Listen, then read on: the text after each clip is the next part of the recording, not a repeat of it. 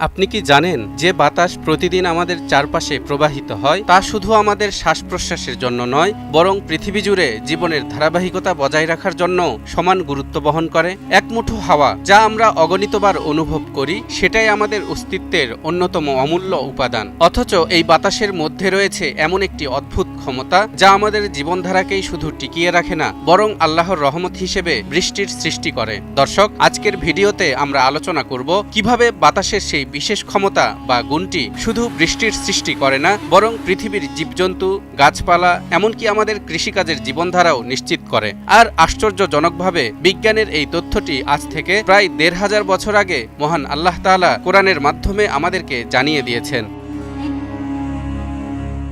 আল্লাহ তাআলা সূরা হিজর এর ২২ নম্বর আয়াতে ইরশাদ করেন, ওয়া আরসালনার রিয়াহা লাওয়াকিহা ফাআনজালনা মিনাস সামাই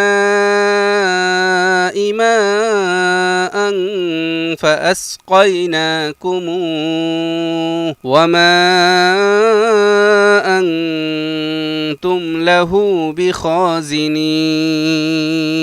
আর আমি বায়ুকে উর্বরকারী রূপে প্রেরণ করি, অতঃপর আসমান থেকে বৃষ্টি বর্ষণ করি এবং তা তোমাদের পান করাই, তবে তোমরা তার সংরক্ষণকারী নও।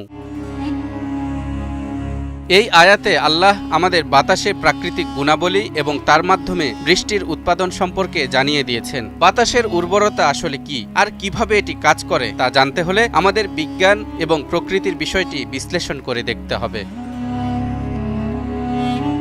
আমরা জানি উদ্ভিদের মাঝেও পুরুষ ও স্ত্রী উপাদানের অস্তিত্ব রয়েছে। পুরুষ উপাদান যখন স্ত্রী উপাদানকে উর্বর করে তখন ফল উৎপন্ন হয়। এই উর্বরতা ঘটে বাতাসের মাধ্যমে। আল্লাহ অনেক গাছের বীজ সৃষ্টি করেছেন। বীজগুলো এত হালকা যে সামান্য বাতাসেও তা উড়ে যেতে পারে। অসংখ্য উদ্ভিদ প্রজাতির পরাগ এবং বীজ বাতাসের মাধ্যমে এক উদ্ভিদ থেকে অন্য উদ্ভিদে বহন করা হয়। এইভাবে উদ্ভিদ উর্বরতার মাধ্যমে বংশবৃদ্ধি করে এবং তাদের বংশবৃদ্ধি অব্যাহত থাকে। অর্থাৎ বাতাসের উর্বরতা বৈশিষ্ট্য অনুসারে উদ্ভিদ জগতে উৎপাদন প্রক্রিয়া কাজ করে। উদ্ভিদের উর্বরকরণের পাশাপাশি বাতাস বৃষ্টি বাদলের মেঘগুলোকেও উর্বর করে যাতে বৃষ্টি পড়ে।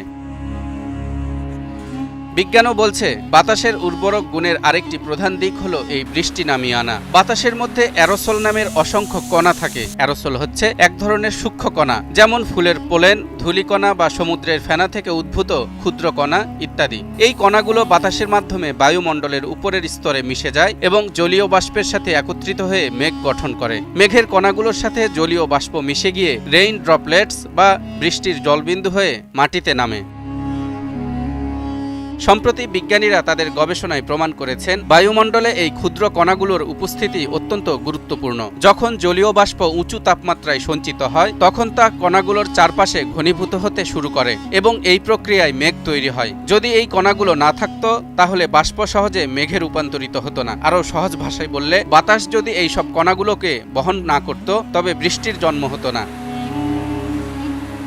বিজ্ঞানীরা এটিকে ওয়াটার সাইকেল বা জলচক্র হিসেবে চিহ্নিত করেছেন। জলচক্রে বায়ুমণ্ডল থেকে বাষ্প আকাশে উঠে, সেখানে তা ঠান্ডা হয়ে মেঘে পরিণত হয়। বাতাস এই মেঘকে এক স্থান থেকে অন্য স্থানে নিয়ে যায়, যেখানে গঠিত মেঘ থেকে বৃষ্টি বর্ষণ হয়। আর এই সকল কর্মকাণ্ডে নিয়ন্ত্রণকারী ভূমিকা পালন করে বাতাস। আর এভাবেই কোরআনের আয়াতের গভীরতা প্রতিফলিত হয়। আমি বায়ুকে উর্বরকারী রূপে প্রেরণ করি, অর্থাৎ আল্লাহ বাতাসকে এমনভাবে তৈরি করেছেন যাতে এটি মেঘ তৈরি করতে সাহায্য করে এবং মেঘগুলি পরবর্তীতে বৃষ্টি নামিয়ে আনে।